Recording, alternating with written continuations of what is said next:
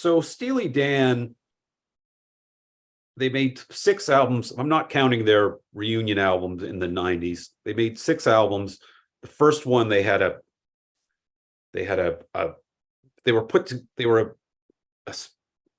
a record company creation. They got these guys together, put them with some other guys.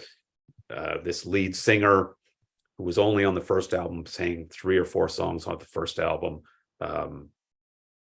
And then up to, so that was Can't Buy a Thrill. The last one was Gaucho. To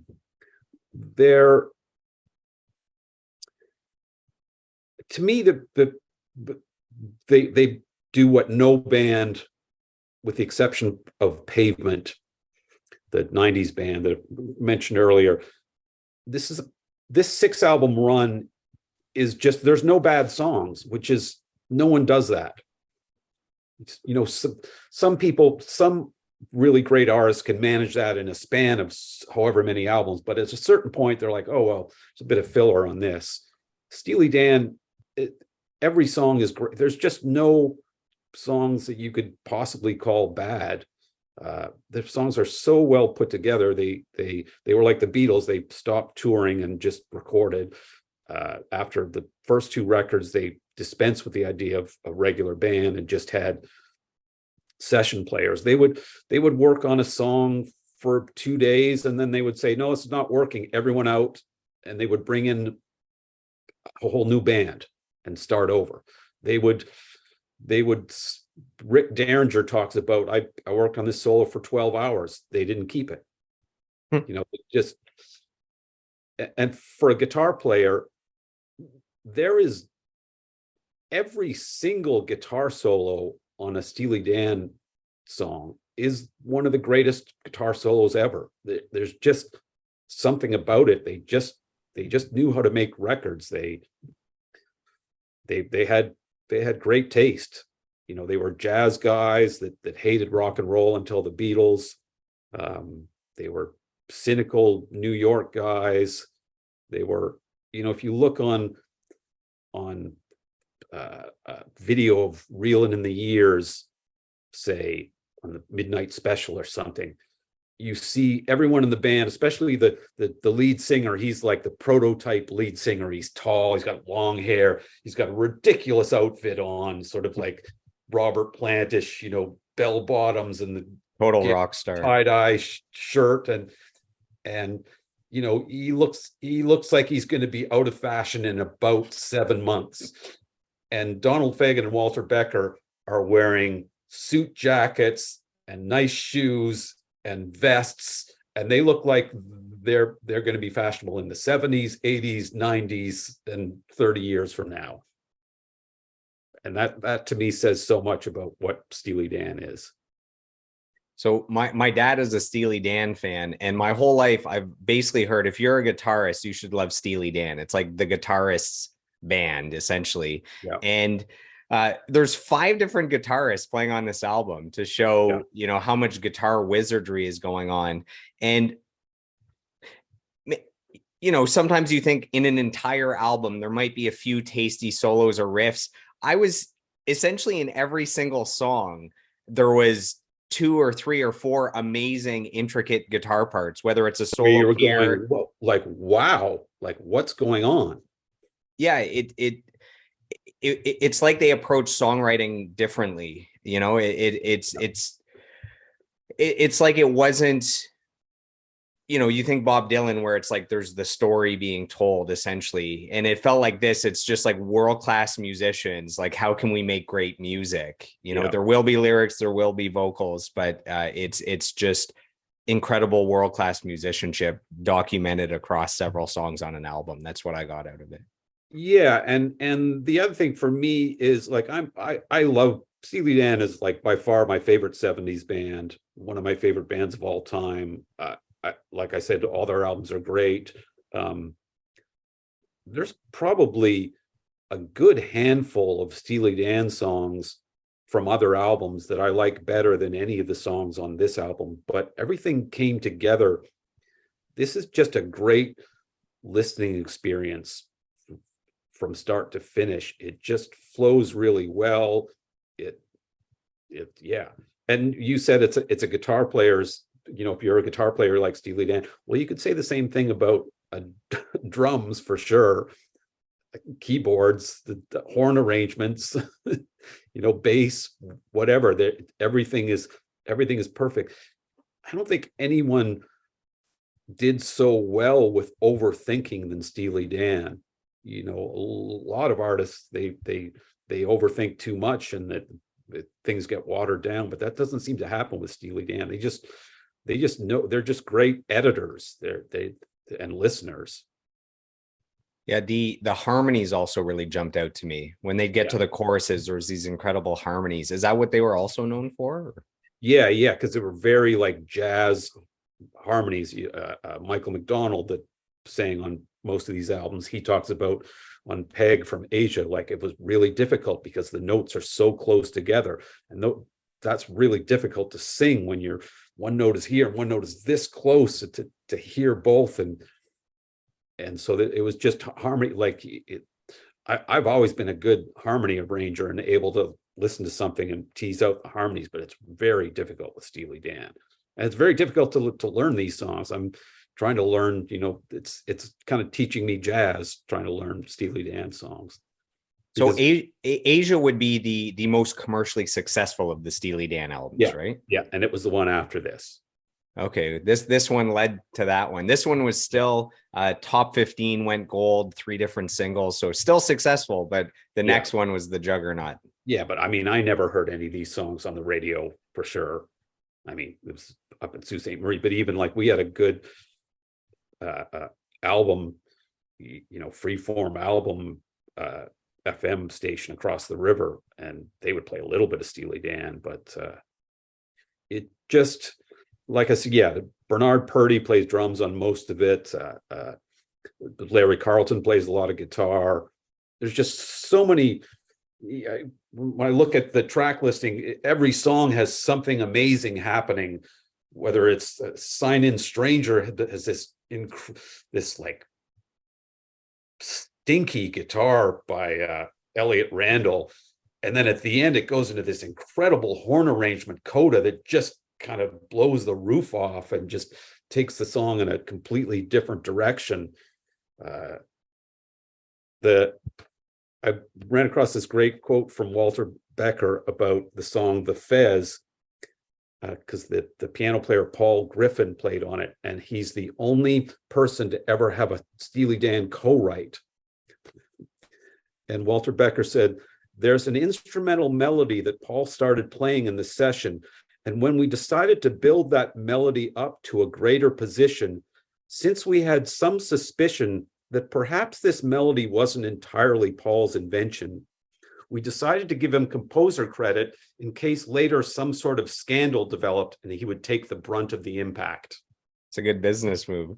That sums up Steely Dan's like cynical, dry sense of humor. Yeah, the same song, The Fez. I've never heard this before, but the Fez refers to a condom. Have you ever heard of a condom called the Fez, or is it this song that popularized that? No, I think it was just like a bit the hat being okay. So so yeah, they say the Fez, the composition was explained as a cheerful ode to the importance of always wearing a condom. Yeah, and the lyrics say, "I'm never gonna do it without the Fez on." So that's the humor that I kept hearing throughout the album. Absolutely. Yeah, I'm not familiar with the lore of the band, but apparently the Royal Scam is littered with cryptic allusions to people and events, both real and fictional. Is that something across all their albums? There's all these cryptic things going on, and like 20 years later in an interview, they'll say, "Oh, they'll give you more hints of what's going on." They're kind of like Lou Reed in that kind of like non-judge. Well, Lou Reed was famously talking about underground characters in a non-judgmental way. Steely Dan, there's definitely some judgment, but there's always it's always drug dealers and people getting wasted and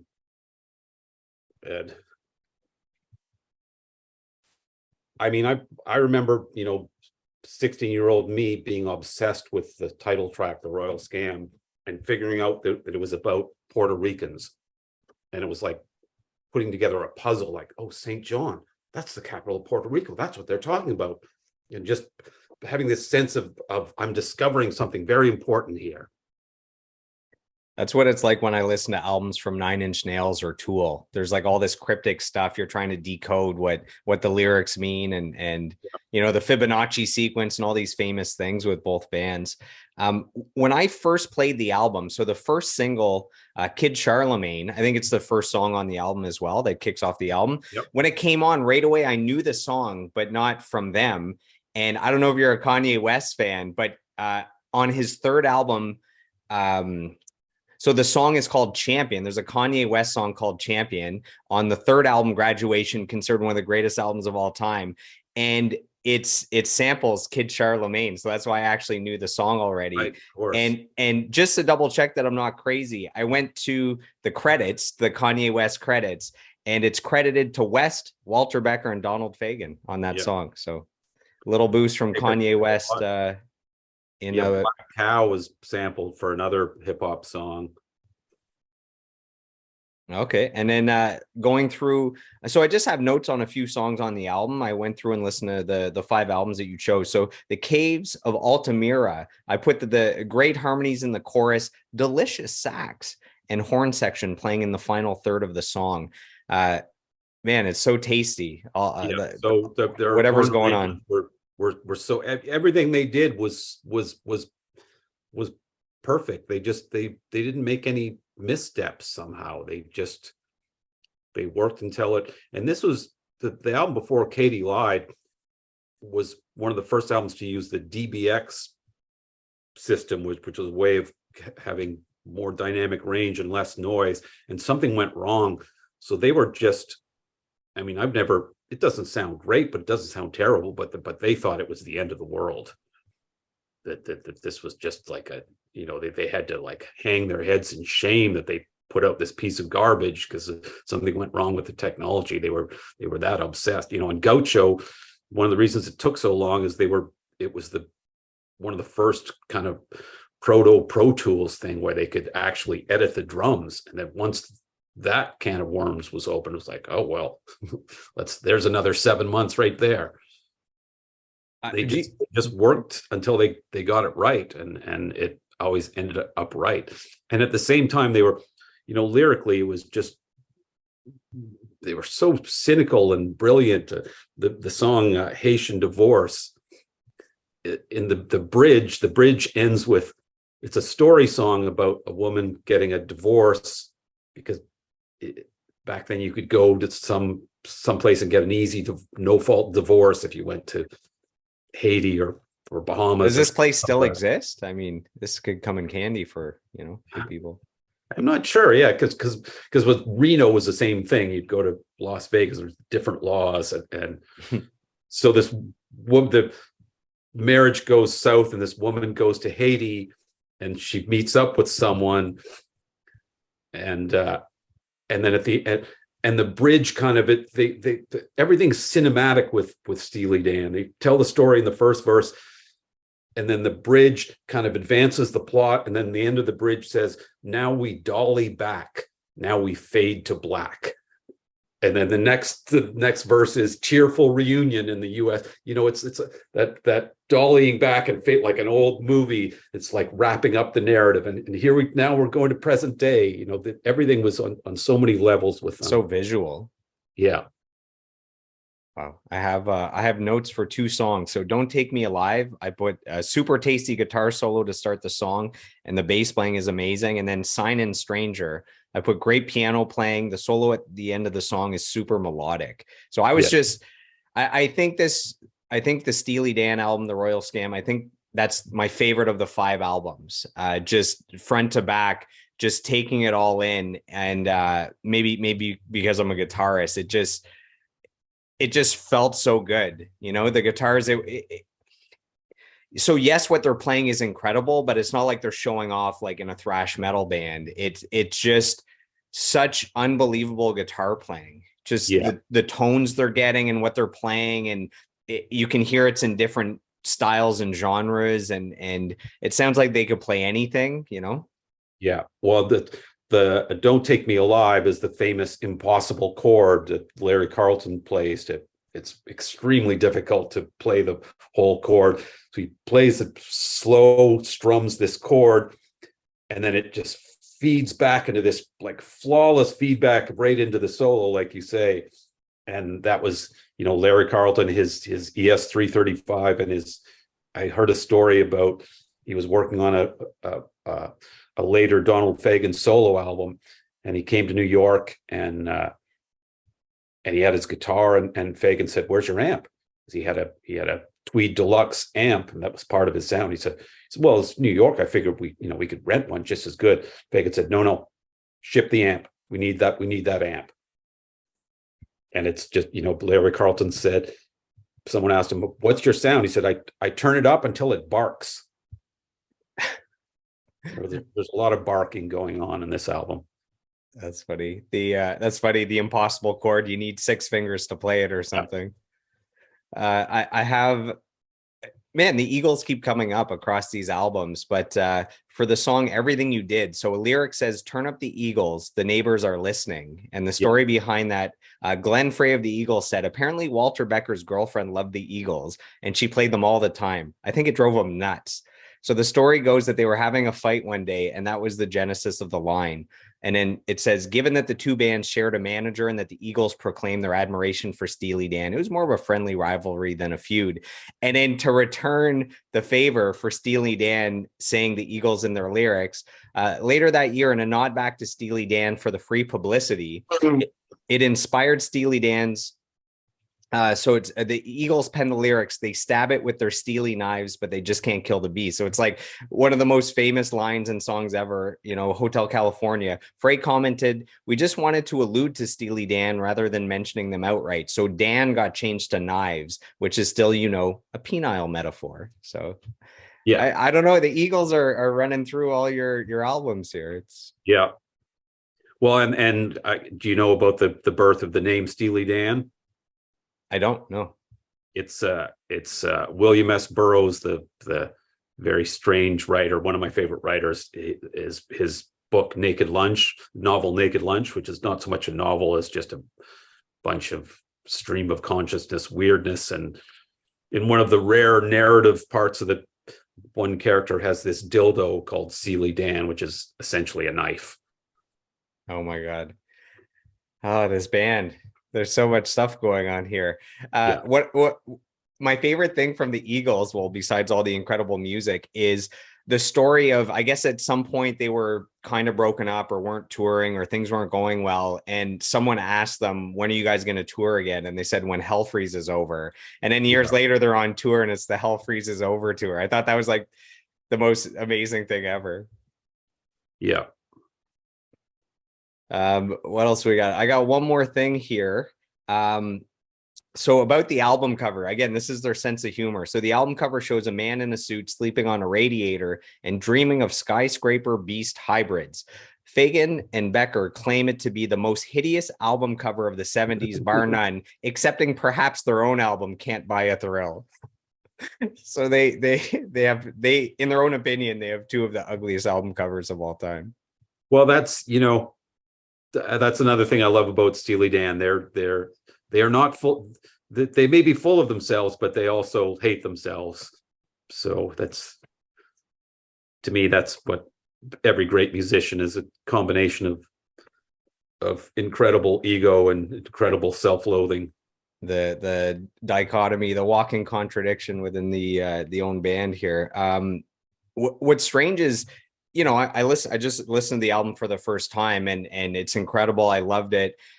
Surprisingly, it actually didn't receive great reviews when it came out, and then retrospectively it's very well looked upon, and it's on the list of the 100 greatest the all-time 1,000 albums from Colin Larkin, I guess, as a music critic. It's a famous list. So yeah, sometimes albums are ahead of their time and it takes time to catch up.